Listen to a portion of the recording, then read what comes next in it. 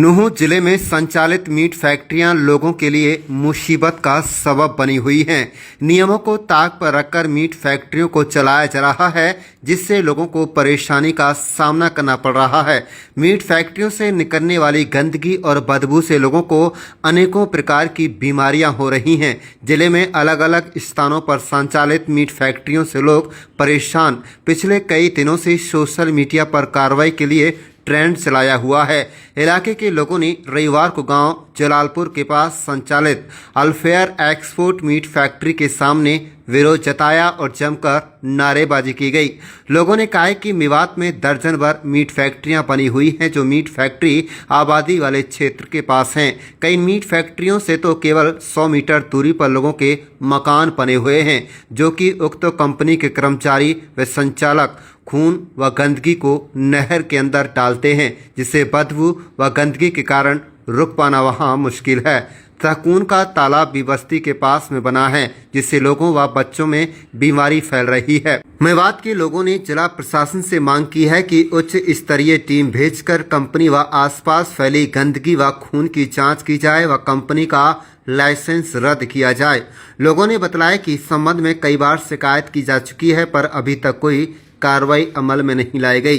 वहीं इस मामले को लेकर इनेलो प्रत्याशी रहे हबीब हवन नगर ने कहा कि वाकई में मीट फैक्ट्रियां लोगों के लिए मुसीबत बनी हुई है।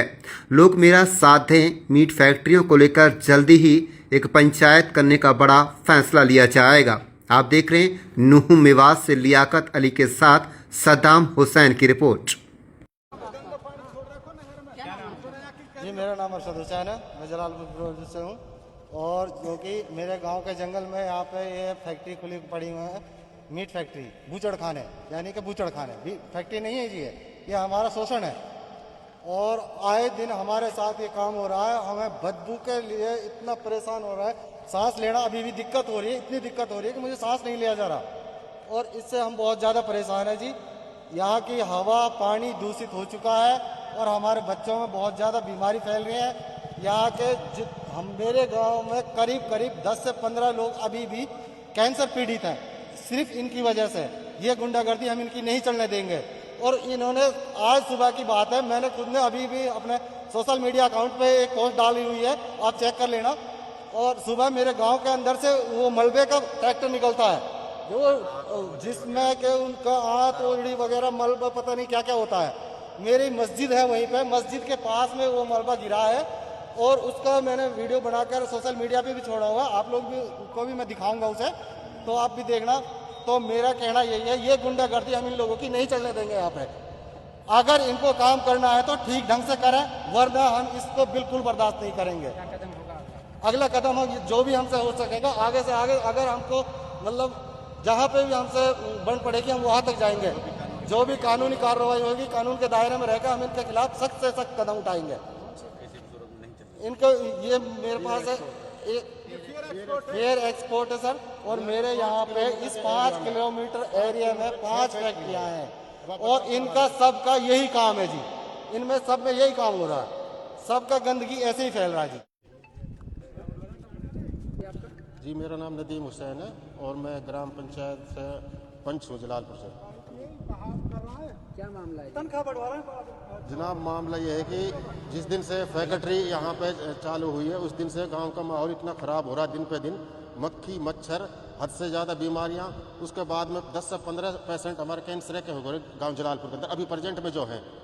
और यहाँ से ट्रैक्टर जो इनका बूचड़ खाने से बदबू का जो वो प्रोडक्ट जाता है, जिसमें बदबू मारती जाती है, वो गाँव से होते हुए जाता है, तब तक निकलता नहीं है जब तक गांव में मतलब गेट नहीं खोल सकते घर का हम अपने का। अभी सुबह जा रहा था तो सुबह वहाँ से मस्जिद के सामने वो फैल गया वहाँ पे पूरा, सारा मतलब रास्ता जाम हो गया, जो जिधर थे उधर ही रुक गए। ठीक है, उसके लिए हमने पुलिस प्रशासन को पहले भी इसके लिए आदेश दिए थे कि यहाँ पे इस पर कुछ रोक लगाई जाए, लेकिन कोई सुनाई नहीं है। और सरपंच साहब ने भी पहले इन लोगों को बोला था, लेकिन उसके लिए कोई अमल में नहीं ले रहा। ठीक है, हम इससे बहुत परेशान हैं। हम चाहते हैं कि इसका कोई सोल्यूशन हो, जो प्रशासन से अपने जो विधायक है प्रेजेंट में वो इसका कोई सोल्यूशन करे कि ये बदबू से ज़्यादा परेशानी हो रही है भाई जी हमको।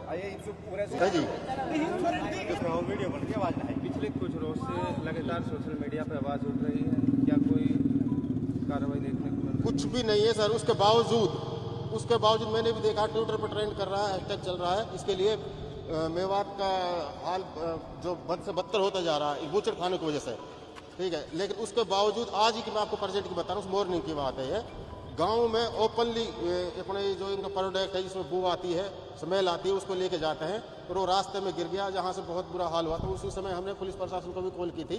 अब देखते हैं वो क्या उसके लिए क्या होता है क्या नहीं होता। गांव के सारे गांव के वासी जो परेशान हैं और गुस्साए हुए हैं इस चीज़ से। कई मीट फैक्ट्रियाँ मेवात में संचालित हैं, कईयों का कार्य प्रगति पर है। क्या मानते हैं कि नहीं, उसके बारे में मैं ये कहना चाहता हूँ आपके माध्यम से जी, हम तो भुगत रहे हैं इस चीज़ को, हम भुगत रहे हैं। हमारे कुछ जिम्मेदार लोगों ने अपने पेट के लिए पूरे गांव को नरक बना दिया।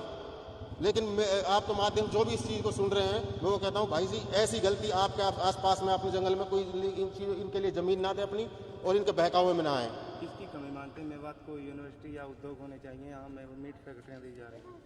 ये university, railway line, 4 line, Delhi Alwar road के लिए हम काफ़ी अरसे से जिद्दोजहद कर रहे हैं, ठीक है। सरकार को वो सुनाई नहीं देता है। जिसकी हमें कोई ज़रूरत नहीं है, जो हमारा फ्यूचर में हमारे बच्चों के लिए जहर बन रहा है, उसको तो दे रहे हैं यहाँ पे। ये भी एक मेवात के खिलाफ एक साजिश है, जहाँ तक मैं समझता हूँ, मेवात को बदनाम करने की और मेवात को खराब करने की। आए दिन क्या दिक्कत है, क्या नाम है जी? जनाब, मेरा नाम महेंद्र कुमार है जी, एक्स सरपंच ग्राम पंचायत जलालपुर फिरोजपुर से। क्या ये समस्या है इस फैक्ट्री से? समस्या ये है जी, फैक्ट्री जिस दिन से बनी है, हमारे यहाँ की जो जलवायु है और पानी है बिल्कुल दूषित कर दिया है।